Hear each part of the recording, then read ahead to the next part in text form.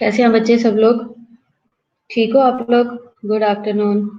सहर, हबीबा, इफ्रा, बाकी सब लोग किधर हैं? 9 लोग ऑनलाइन हो और बाकी सारे लोग नजर नहीं आ रहे मुझे। कहाँ पे हो बाकी? इफ्रा सबसे कांटेक्ट करो, सब लोग आए, क्लास सब लोग अटेंड करो। अच्छा, आज का हमारा टॉपिक है पेरिकार्डियोसेंटेसिस। ठीक है। पेरी का मतलब है पेरिकार्डियम, पेरिकार्डियो का मतलब है हार्ट की लेयर, पेरिकार्डियम जिसे हम कहते हैं, और सेंटिसिस का मतलब है कि हमने जो पेरिकार्डियम के अंदर फ्लूइड है उसे ड्रेन करना है। ठीक है। हमारा ऑब्जेक्टिव क्या है इस लेक्चर को पढ़ने का? इसमें क्या होगा कि एट द एंड हम डेफिनेशन, पैथोलॉजी, एटियोलॉजी यानी कि कॉजेस, प्रोसीजर और उसकी कॉम्प्लिकेशन को जान पाएंगे। ठीक है। जैसे कि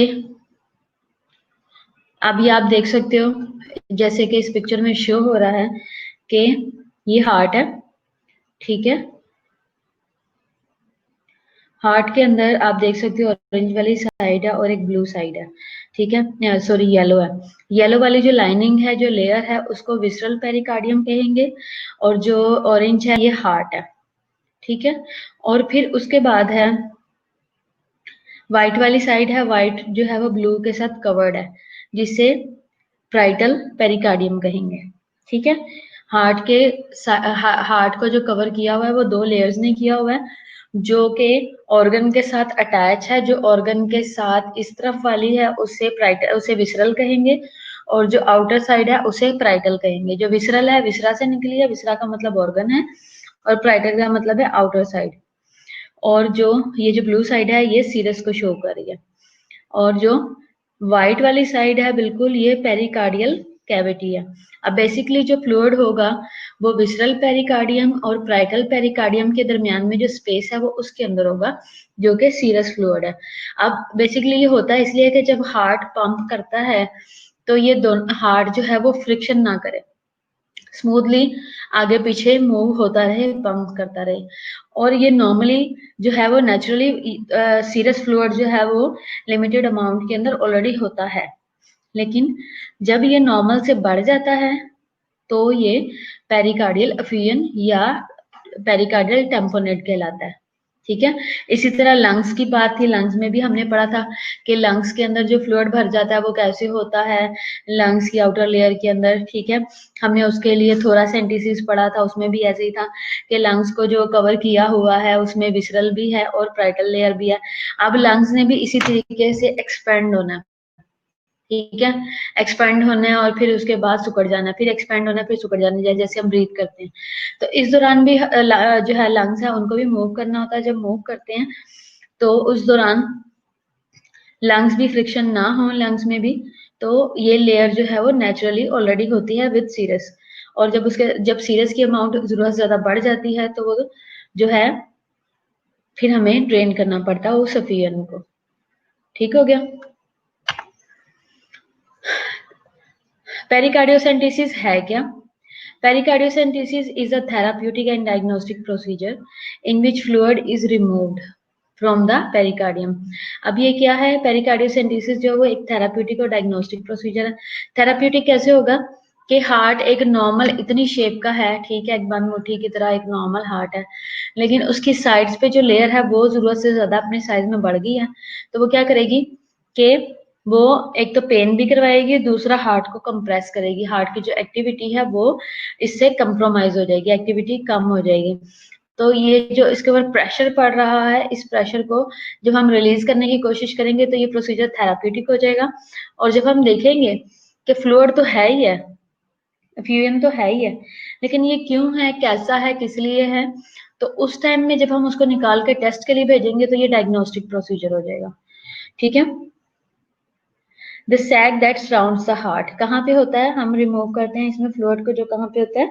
सैक में होता है, जो कि हार्ट को सराउंड करती है। अगला क्या है? रिमूवल ऑफ 5 to 10 ml जो है may increase stroke volume by 25 to 50%। जब हम थोड़े से भी फ्लूइड को ड्रेन करते हैं तो उसकी वजह से हार्ट का जो स्ट्रोक वॉल्यूम है वो बढ़ जाता है। ठीक है। अब आप जैसे कि इस पिक्चर में शो हो रहा है, आप देख सकते हो, ये लास्ट वाली में हार्ट का साइज देखो कितना छोटा है, और जो हार्ट के साइड्स पे लेयर है जो कि सैक है, उसके अंदर फ्लूइड कितना ज्यादा है, जो कि हार्ट के एक्शन को डिक्रीज कर रहा है और हार्ट को कंप्रोमाइज करवा रहा है। पैथोलॉजी इसकी क्या है? कार्डियक टैम्पोनेट जो है वो एक एक्यूमुलेशन ऑफ फ्लूइड है इन द पेरिकार्डियम स्पेस, ठीक है, resulting in reduced ventricular filling. इसकी वजह से जो वेंट्रिकल्स हैं उनकी फिलिंग रिड्यूस हो जाती है, एंड सब सीक्वेंट हीमोडायनामिक कंप्रोमाइज। अब इसकी वजह से सब सीक्वेंट हीमोडायनामिक कंप्रोमाइज हो जाता है, यानी कि पेशेंट जो है वो ओवरऑल बॉडी जो है वो डिस्टर्ब हो जाएगी। क्यों? जबकि जब वेंट्रिकल्स ही फिल नहीं होंगे प्रॉपरली, और जो पेरिकार्डियल स्पेस है उसके अंदर भी अगर फ्लूइड फिल हो जाएगा तो अब बेसिकली जो पूरा फंक्शन है हार्ट का वो वेंट्रिकल्स जो है वो प्ले करते हैं, specially LV, left ventricle.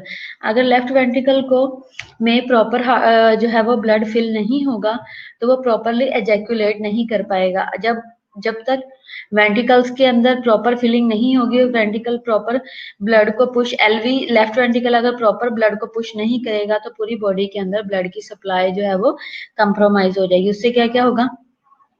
Oxygen saturation भी ड्रॉप करेगी, पेशेंट को ऑक्सीजन की सप्लाई कम हो जाएगी, पेशेंट की एक्टिविटी कम हो जाएगी, ठीक है। इसके सिम्टम्स क्या है? मफल्ड हार्ट साउंड होगा, दबा दबा सा, जैसे कि ये कह लो कि जैसे अब मैंने मास्क लगाया हुआ है, आप ये फील करोगे कि आवाज थोड़ी सी डिस्टर्ब आ रही है, या अगर आप रजाई जैसे आप बहुत सारे कपड़े मुंह पे रख के बोलने की कोशिश करते हो तो दबी हुई और पीछे से काफी दूर से आवाज आती है, तो उसी तरह का हार्ट साउंड होगा। क्यों? क्योंकि हार्ट एक जगह पड़ा हुआ है और उसकी साइड्स पे काफी बड़ा कवर है। हाइपोटेंशन है, ठीक है, सिम्टम में, और अकॉर्डिंग टू बैक्स्ट्राइड, ठीक है।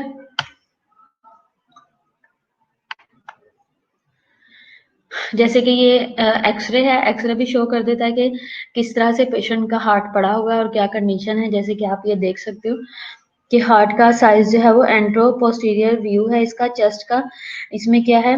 मैसिव बोटल शेप्ड हार्ट है, और जो है वो absence of pulmonary vascular congestion है, ठीक है। कॉजेज इसके क्या हैं? कॉजेज हैं for all patients, malignant diseases are the most common cause of pericardial tamponade, ठीक है। समझ आ रही है सबको? कोई मुश्किल तो नहीं हो रही? आवाज ठीक आ रही है? अच्छा, for all patients malignant diseases are the most common cause of pericardial tamponade। अगर पेशेंट को किसी भी किस्म की malignant disease है तो उसकी वजह से जो है वो पेशेंट को tamponade जरूर होगा। Among etiologies for tamponade the most reported incidence rates are malignant diseases की वजह से, idiopathic pericarditis की वजह से, इन्फेक्शियस डिजीज की वजह से, और एंटी कोगुलेशन की वजह से, ठीक है। ये सारी कॉजेज जो हैं ये मिलके क्या करती हैं? ये जो हैं पेरिकार्डियल टेम्पोनेट करवाती हैं, ठीक है। Tamponade can occur as a result of any type of pericarditis. ऐसी टेम्पोनेट जो है वो किसी भी टाइप की पेरिकार्डाइटिस की वजह से हो सकता है। Pericarditis can result from the following, किन किन वजूहात की वजह से पेरिकार्डाइटिस होता है? अब बेसिकली है कि अगर पेरिकार्डाइटिस जो है वो प्रोलॉन्ग चलेगा तो एक वक्त आएगा कि वो जो है वो पेरिकार्डियल एफियन में कन्वर्ट हो जाएगा।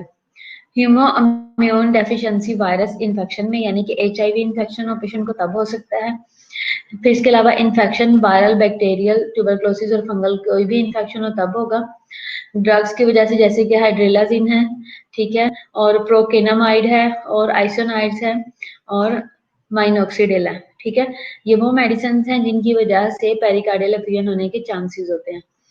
ट्रॉमा टू द चेस्ट, अगर चेस्ट पे कोई ट्रॉमा हुआ हो तो radiation therapy to the chest, अगर चेस्ट को कोई रेडिएशन थेरेपी दी जा रही है तो उसकी वजह से क्या होगा कि पेशेंट को पेरिकार्डियल एफियन होने के चांसेस होंगे, ठीक है। फिर उसके बाद क्या है? हाइपोथायरॉयडिज्म। हाइपोथायरॉयडिज्म जो है वो पेरिकार्डाइटिस करवाता है, ठीक है। पेरिकार्डाइटिस क्या है? पेरिकार्डियम लेयर है हार्ट की और उसकी इन्फ्लामेशन हो जाती है, वो हाइपोथायरॉयडिज्म की वजह से होती है। अब जब पेरिकार्डाइटिस हो जाएगा तो उसका अगला स्टेप है पेरिकार्डियल एफियन। प्रोसीजर इसका क्या है? प्रायर टू प्रोसीजर आपने क्या करना है? प्रोसीजर से पहले यूज एकोकार्डियोग्राफी, एकोकार्डियोग्राम होगा या अल्ट्रासाउंड होगा to identify that fluid is moderately large और फ्री ऑफ कोगुलेशन और लोकुलेशन। ठीक है, आपने क्या करना है? सबसे पहले आप एको करवाओगे, एको होनी चाहिए और अल्ट्रासाउंड होना चाहिए ताकि आप देख सको कि जो है वो मॉडरेटली लार्ज है या फ्री ऑफ कोगुलेशन है। ठीक है, आपका ये देखना जरूरी है कि जो फ्लूइड है उसका साइज क्या है, बहुत ज्यादा कम है या बहुत ज्यादा है। ठीक है, और इसके अलावा वो कैसा है, उसके अंदर ब्लड स्टेन तो नहीं है, कोगुलेशन तो नहीं हुई हुई, ये चीजें देखना बहुत जरूरी है। Patients who are receiving anticoagulants will have these medication discontinued prior to procedure। जो लोग ऑलरेडी ही मेडिसिन ले रहे हैं और वो नहीं एडमिट हुए हैं, एंटीकोगुलेंट्स पे हैं, यानी कि पेशेंट को हेपरिन दे रहे हैं या वार्फरिन दी जा रही है ब्लड को थिन करने वाली, तो पेशेंट ने क्या करना है कि जब उसको बताया गया है कि आपका पेरिकार्डियल एफ्यूजन जो है वो टैप किया जाएगा, तो क्या करना है? सबसे पहले उस मेडिसिन को स्किप कर देना, उसके बाद प्रोसीजर करवाना है, और वो कुछ टाइम या कुछ डेज के लिए होगी। We might need to raise the blood pressure until the pericardiocentesis can be performed। क्या करना है कि हमने ब्लड प्रेशर को रेज करवाना है जब तक पेरिकार्डियोसेंटेसिस जो है वो परफॉर्म हो नहीं जाता। अब ब्लड प्रेशर को इंक्रीज कराने का मकसद ये है कि जब हम ड्रेन करेंगे तो उसमें ब्लड प्रेशर जो है वो ड्रॉप कर सकता है। तो हमने क्या करना है? हमने ब्लड प्रेशर को मेंटेन करवाने के लिए हमने प्रोसीजर सक्सेसफुली हो जाए तो उसके लिए हम ब्लड प्रेशर को मेंटेन रखेंगे बल्कि रेज करेंगे। डिस्क्रिप्शन क्या है प्रोसीजर की? Procedure is done under imagine guidance. ठीक है, यानी कि पेशेंट का एक्सरे या फ्लोरोस्कोपी करते हुए हमने प्रोसीजर करना है ताकि हार्ट की सिर्फ लेयर को टच हो, पूरे हार्ट को इंजरी ना हो। तो फर्स्ट ऑफ ऑल क्या है कि इमेजिंग जो है वो गाइडेंस देखी जाएगी। हम प्रोब रख के या हम एको के थ्रू देखते हैं कि कहाँ कहाँ पे जो है वो हमारी नीडल जा रही है और हम इंसर्ट कर देंगे, फ्लूइड ड्रेन हो जाएगा। सबसे पहले क्या है? Patient placed on supine position, patient को बिल्कुल स्ट्रेट लेटा देंगे। The skin is sterilised and local anaesthetic जो है वो दिया जाएगा, यानी कि लोकल एनेस्थीसिया लगाते हैं 1% या 2%। फिर क्या किया कि यूज 3 इंच 16 to 20 गेज की नीडल होनी चाहिए। ठीक है, तो आपने 3 इंचेस और 16 to 20 गेज की नीडल इसके लिए यूज करनी है, ये आप देख सकते हैं। अब इसके लिए जो स्पेसिफिक तरीका है वो ये है कि पेरिकार्डियोसेंटेसिस के लिए जो है वो पिक्टेल कैथेटर जो है वो यूज किया जाता है। पिक्टेल कैथेटर क्यों यूज किया जाता है? जो कि हम जब पिक्टेल वायर जब इंसर्ट करते हैं, गाइड वायर होती है, जब वो इंसर्ट करते हैं तो जो उसकी टिप होती है वो पिक की टेल की तरह बनी होती है, इस तरीके से राउंड होती है। तो हम क्या करते हैं कि जब हमने जिस नोजल से हमने इस तरीके से इंसर्ट करना होता है वायर को, हम बिल्कुल उसके करीब लाके वायर को स्ट्रेट कर देते हैं और फिर डायलेटर के फेस पे रख के, जैसे कि इस पिक्चर में शो हो रहा है, हम आहिस्ता आहिस्ता इंसर्ट करते जाते हैं और कैथेटर वायर जो है वो हार्ट की वॉल के अंदर जाके इस तरीके से फोल्ड होके पड़ी रहती है। ये आप देख सकते हैं जैसे कि इस पिक्चर में शो हो रहा है, ये ब्लू कैप के आगे जो वायर मुड़ी हुई है ये पिक्टेल कैथेटर की है। ठीक है, इसी तरीके से ये फोल्डेड होती है, हम कैप को मूव करते करते आगे ले आते हैं, टिप को बिल्कुल स्ट्रेट कर देते हैं और ये बिल्कुल सॉफ्ट होती है वायर, बहुत हार्ड नहीं होती। अब इसमें देख सकते हो कि ये भी पिक्टेल की तरह है। फर्स्ट वाली जो वायर है ये भी पिक्टेल शेप की है, सेकंड में डायलेटर है, थर्ड में नाइफ है और फिर ये पिक्टेल है और दरमियान में नीडल पड़ी हुई है 3 to 6 गेज की, हमने अभी जो पढ़ा था, और नीडल है। इसके लिए भी सेम प्रोसीजर है जैसा कि हम टीपीएम में करते हैं या हम जो है वो उसमें करते हैं, थोड़ा सेंटेसिस में करते हैं कि जो नीडल है और इसके अलावा जो जितनी भी चीज़ें यूज़ होनी है जो है वो हम सेलाइन को ऑलरेडी हेपरनाइज करके रखते हैं ताकि जब हम क्लीन करें सिरिंजेस को या वायर्स वगैरह को, जब हम क्लीन करें पुश करें तो हम हेपरनाइज सेलाइन के साथ ही करें ताकि कहीं भी क्लॉट होने के चांसेस ना हो।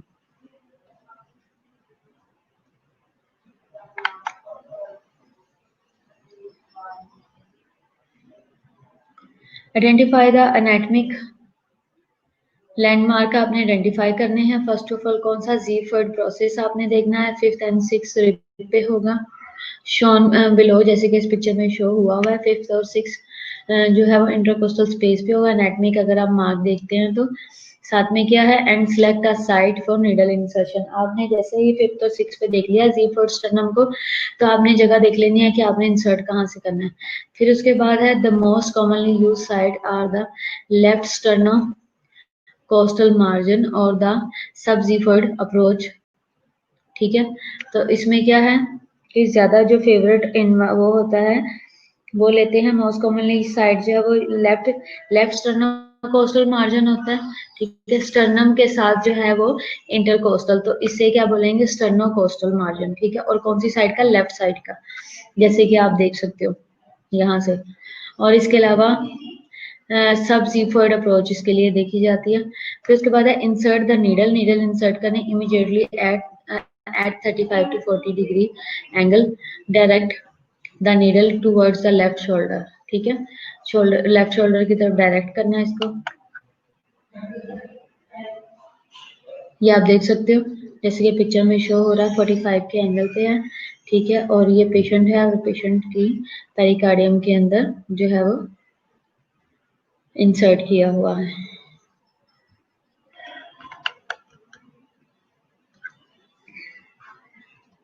जैसे कि पिक्चर प्रीवियस पिक्चर में था कि नीडल इंसर्ट किया, इंसर्ट करने के बाद नीडल के साथ सिरिंज को अटैच किया, एंगल देख लिया और उसके बाद इसको सक करना शुरू कर दिया। जब सक कर रहे हैं और हल्का सा ब्लड स्टेन आ रहा है और फ्लूइड आ रहा है तो इट्स मीन के ये हार्ट के अंदर नहीं है। लेकिन अगर बहुत ज्यादा ब्लड आ रहा है और क्लॉट भी साथ हो रहे हैं तो इसका मतलब है कि ये जो है नीडल जो है वो हार्ट के अंदर है।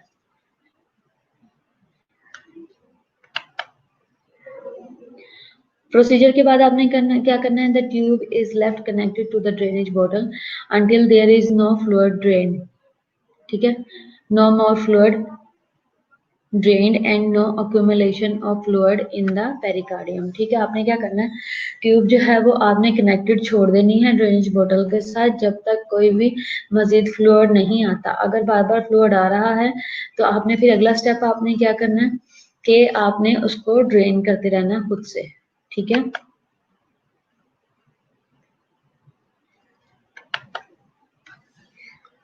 आपने देखा होगा कि जिस तरीके से हम पॉलिश पास करने के बाद ड्रेनेज बैग को अटैच करके जमीन पे रख देते हैं, हैंग कर देते हैं बेड के साथ, ताकि जितना फ्लोर बनता जाए वो साथ साथ ड्रेन होता जाए, उसी तरह से इसका echocardiogram will be performed.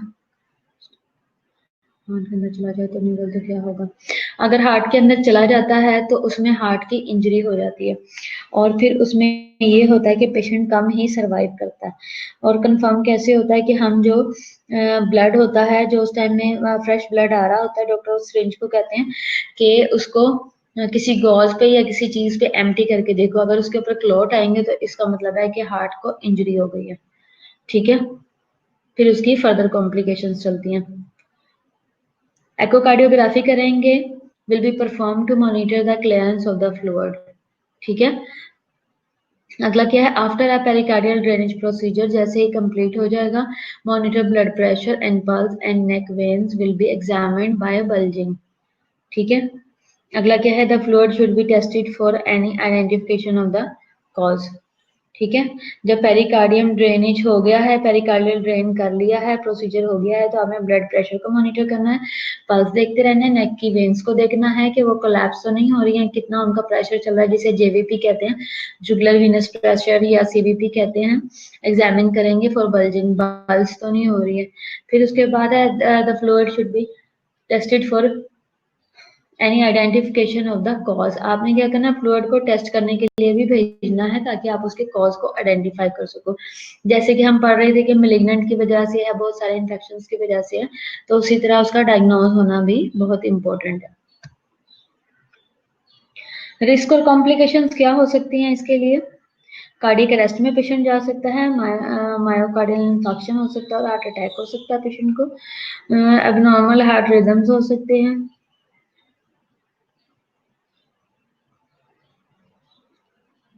Laceration of heart muscle हो सकती है। लेसरेशन कैसे होगी? जब इंजरी हो गई है या 2-3 दफा नीडल को प्रिक कर दिया, ठीक है। Puncture of the coronary artery होगा। कोरोनरी कोई भी आर्टरी जो कि जब आप नीडल को आप बार बार इंसर्ट कर रहे हो और गलत प्रिक कर रहे हो तो खुदा न खासा ये भी चांसेस होते हैं कि डायरेक्ट ही आर्टरी को प्रिक हो जाए और वो पंक्चर हो जाए। पंक्चर हो जाएगी तो वो क्लॉट होना शुरू हो जाएंगे और वो पूरे हार्ट पे क्लॉट जमना शुरू हो जाएंगे।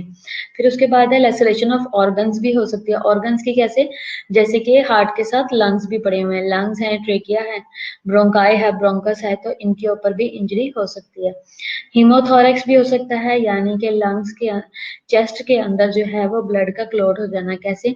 जब आर्टरी को हिट किया और चेस्ट उधर से हार्ट से ब्लीडिंग होना शुरू हो गई है तो वो चेस्ट के अंदर जम जाएगी। नीमोथोरेक्स भी हो सकता है अगर लंग्स को टच हो जाए, और इसके अलावा नीमो पेरिकार्डियम भी हो सकता है, यानी कि कम्बिनेशन। जब आप प्रोसीजर कर रहे हो तो उसके लिए टिप्स क्या हैं? Pericardiocentesis is for patient in cardiac arrest और ससेप्टिबल कार्डियक टेम्पोनेट में, ठीक है। इफ प्री अरेस्ट और अरेस्ट डिड नॉट वर्क, अगर नहीं काम करता, that's assist diagnosis of cardiac tamponade, ठीक है। पेरिकार्डियोसेंटेसिस जो है वो उन पेशेंट के लिए है जिनमें कार्डियक अरेस्ट जो है वो और ससेप्टिबल कार्डियक टेम्पोनेट पे होता है, ठीक है। Pericardial tamponade often result in sudden cardiac arrest, अगर टेम्पोनेट हो तो सडन कार्डियक अरेस्ट हो सकता है। So be prepare to immediately apply this therapy when indicated, इसलिए जब भी आपको लगे कि पेशेंट जो है वो रिस्क पे है तो उसकी जल्द से जल्द प्रोसीजर कर दो, ठीक है, ताकि हम उसे बचा सकें। फिर उसके बाद है this procedure is relatively common in cardiac arrest with PEA as a result, ठीक है। attempt at resuscitation, ये रेफरेंसेस हैं, आप देख सकते हैं आगे। So on.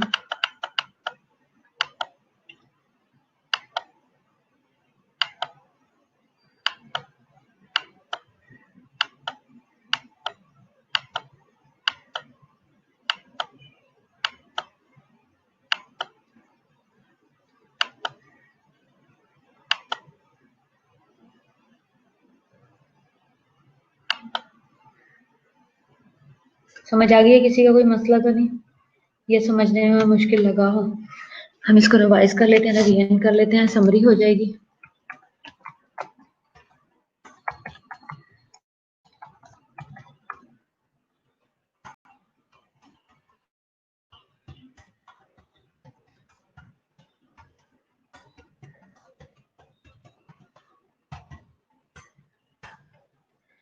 हाँ जी, कोई मुश्किल,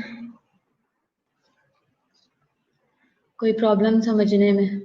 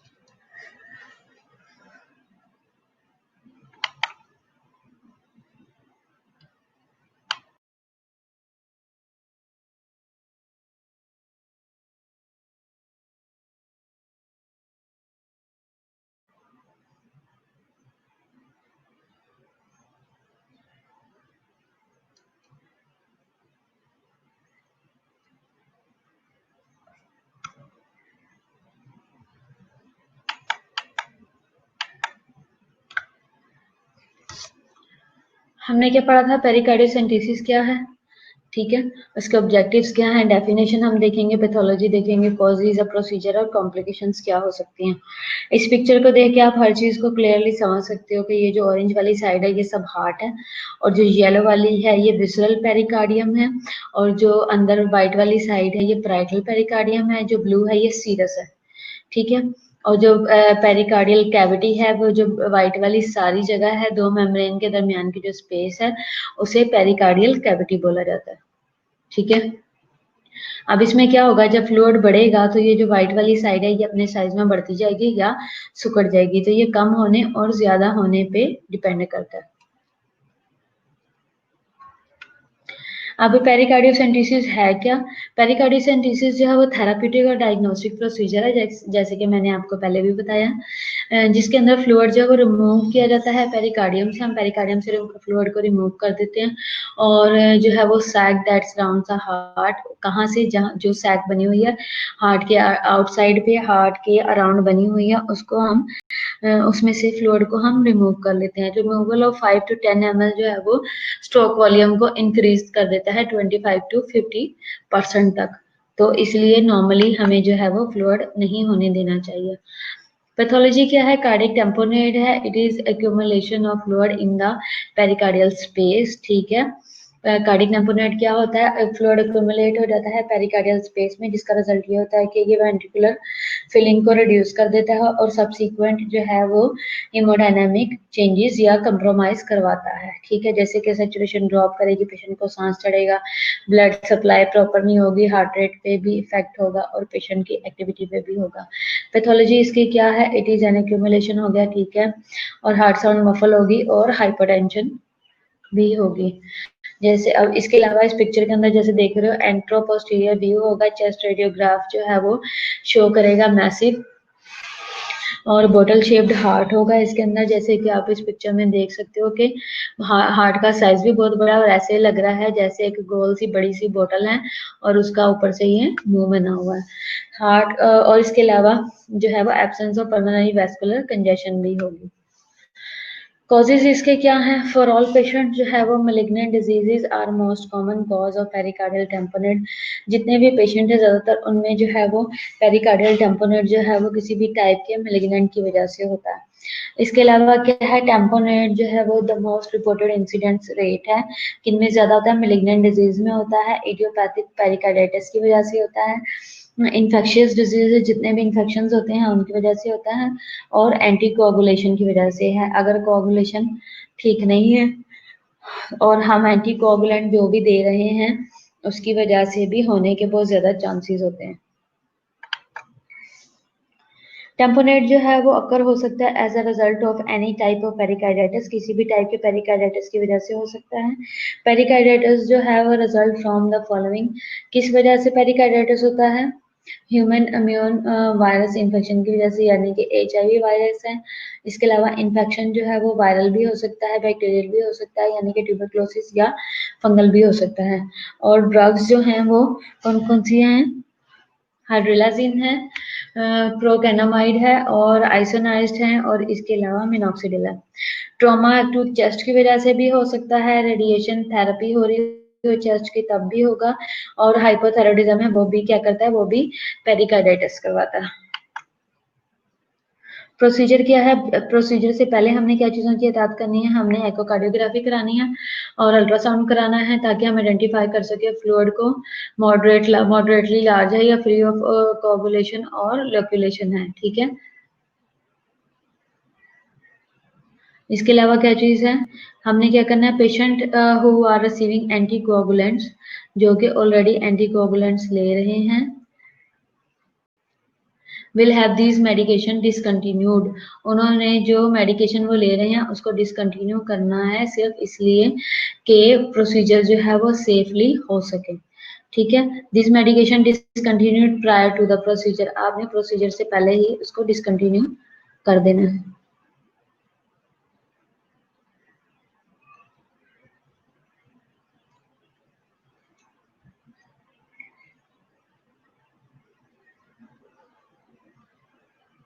सिद्रा, आवाज नहीं आ रही आपको?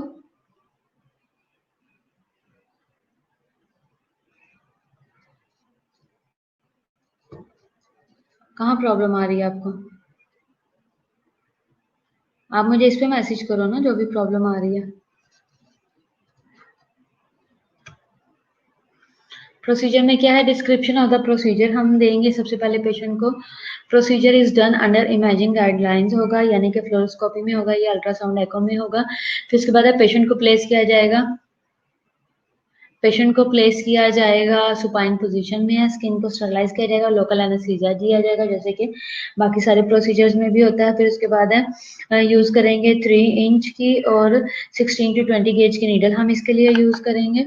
और ये आप प्रोसीजर में देख सकते हो कि जब हार्ट को जो है वो नीडल इंसर्ट कर दी है, इंसर्ट करने के बाद गाइड वायर के थ्रू जो है वो क्या सबसे पहले डायलेट करेंगे, डायलेट करने के बाद जो है वो शीट इंसर्ट करेंगे, उसका गाइड वायर अटैच कर देंगे। अब जब आप लोग आओगे वापस क्लासेस में तो हम क्या करेंगे कि ये सारे प्रोसीजर्स आपको स्किल लैब में करके भी दिखाएंगे, और ये इन सारे प्रोसीजर्स को, इन सारे इक्विपमेंट्स को, जो इसके लिए इंस्ट्रूमेंट चाहिए आप उनको बाय हैंड देख सकोगे, हाथ में पकड़ के आप चीज़ों को असेस कर सकोगे। ये पिक्टियल कैथेटर है, इस तरह की टिप बनी होती है, ये दोनों कैथेटर बने हुए हैं, आप देख सकते हो। आइडेंटिफाई करना है आपने एनाटॉमिक लैंडमार्क को, आपने देखना है जीफर्ड प्रोसेस देखना है क्या है। जीफर्ड प्रोसेस ये है जो कि यहाँ पे शो हो रहा है, 5th और 6th रिब के पास होगा, शॉन बिलो जैसे कि इसमें दिखाया जा रहा है। And select a site for needle insertion, आपने क्या करना है, आपने नीडल के लिए साइट को सिलेक्ट कर लेना। The most commonly use site are the left sternocostal margin जो है वो यूज किया जाता है, और सब जीफर्ड अप्रोच यूज की जाती है, यानी कि जीफर्ड जीफी स्टर्नम जो है उससे ऊपर वाले पोर्शन में। फिर आपने क्या करना है, नीडल को इंसर्ट करना है immediately at a 30 to 45 degree angle है। फिर उसके बाद direct the needle toward the left, जैसे ही आप इंसर्ट करोगे तो आपने फौरन से लेफ्ट की तरफ इंसर्ट कर मूव कर देंगे, डायरेक्ट कर देंगे।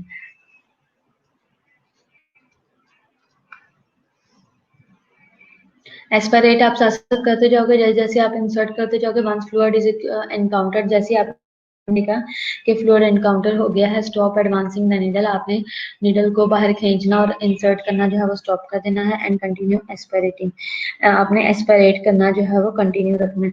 Leave the needle in the space, हमने नीडल को स्पेस में रखना है। एंड सिक्योर इट, उसको वहीं पे स्टिच कर देना, सिक्योर कर देना। फिर उसके बाद है reason for reassess for improvement, आप दोबारा चेक करोगे इम्प्रूवमेंट के लिए और रिपीट करोगे when it is necessary. After the procedure आप क्या काम करोगे, आप the tube is left connected to the drainage bottle until there is no more fluid drain, आपने क्या करना है, ट्यूब को जो है वो कनेक्टेड छोड़ दोगे ड्रेनेज बॉटल के साथ जब तक सारा का सारा फ्लूइड बाहर ना आ जाए। No accumulation of fluid in the pericardium, किसी किस्म की एक्यूमुलेशन नहीं होनी चाहिए। एकोकार्डियोग्राम जो है will be performed to monitor the clearance of the fluid, echocardiogram करवाया जाता है ताकि हम चेक कर सकें जो है वो क्लियरेंस ऑफ फ्लूइड आया है या नहीं आया। After a pericardium drainage procedure, जब प्रोसीजर जो है वो कंप्लीट हो जाएगा, monitor blood pressure and pulse, blood pressure और पल्स को आपने मॉनिटर करना है और नेक वेन्स को देखना है। The fluid should be tested for any identification of the cause. Risk और कॉम्प्लिकेशंस इसके लिए क्या हो सकती हैं, कार्डियक अरेस्ट है, ठीक है, इसकी वजह से हो सकती है, ये रिस्क पे भी है और कॉम्प्लिकेशन भी है। मायोकार्डियल इंफार्क्शन और हार्ट अटैक है, ठीक है। एबनॉर्मल हार्ट साउंड्स है, हार्ट रिदम है, वो भी रीजन बन सकती है। और इसके अलावा लेसरेशन ऑफ द हार्ट है जो कि इंजरी की वजह से है, ड्यूरिंग प्रोसीजर हो सकता है। और puncture of the coronary artery हो सकती है, वो कैसे होगी, जब सही तरीके से प्रोसीजर नहीं कर रहे हैं। बेसिकली ये ब्लाइंड प्रोसीजर होता है और इसमें हेल्प की और सीनियर के होना बहुत जरूरी है इस प्रोसीजर में। लेसरेशन ऑफ द ऑर्गन हो सकती है, किसी भी ऑर्गन को टच कर सकती है नीडल या इंजरी कर सकती है, इस वजह से उसकी जो है वो लेसरेशन होने के चांसेस ज़्यादा हैं। और न्यूमोथोरैक्स और इसके अलावा हीमोथोरैक्स होगा और इसके अलावा न्यूमो पेरिकार्डियम होगा। टिप्स इसके लिए क्या है, आपने पेरिकार्डियोसेंटेसिस जो है वो अगर पेशेंट इन कार्डियक अरेस्ट या ससेप्टिबल कार्डियक अरेस्ट पे होता है उनके लिए करना होता है। इफ प्री अरेस्ट और अरेस्ट डिड नॉट वर्क, अगर किसी को भी जो है वो पहले अरेस्ट या बाद में अरेस्ट नहीं हुआ, that is diagnosis of cardiac tamponade. Pericardial tamponade जो है वो often result in sudden cardiac arrest में होता है, ठीक है। So be prepare to immediately apply this procedure, this therapy when indicated. अब इन लोगों में पेरिकार्डियल टेम्पोनेट में जो है ना मोस्टली अरेस्ट होने के चांसेस ज्यादा होते हैं, तो आपने पहले से ही प्रिपेयर रहना है कि हमें सडन भी फ्लूइड रिमूव करना पड़ सकता है या पेशेंट को रिसोसिटेट करना पड़ सकता है। This procedure is relatively common in cardiac arrest with PA as a last resort. References हैं।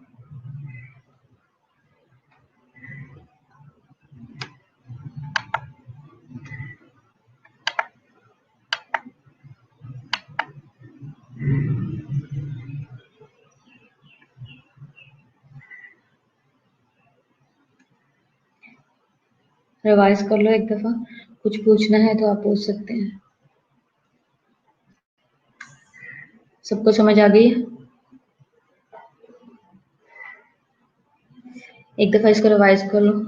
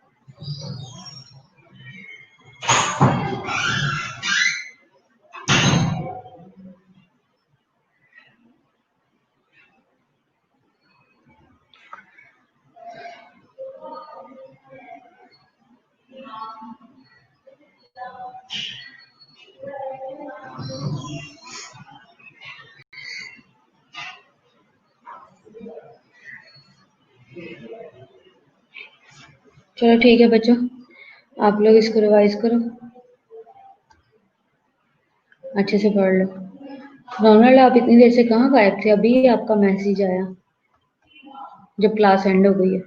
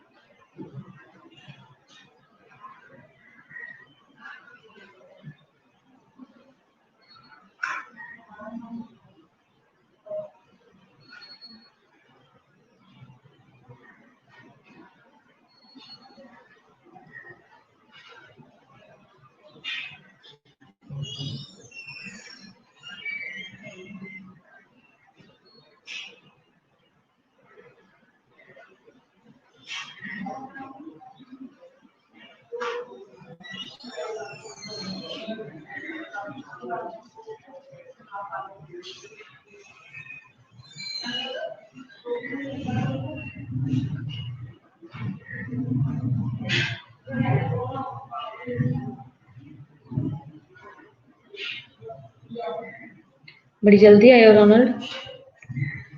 आखिरी 2 दफा रिवीजन हो गया, आखिरी टाइम में आके आप पूछ रहे कि टॉपिक क्या है। सिद्रा मैंने आपको रिवीजन का टाइम दिया, एक दफा पढ़ लो।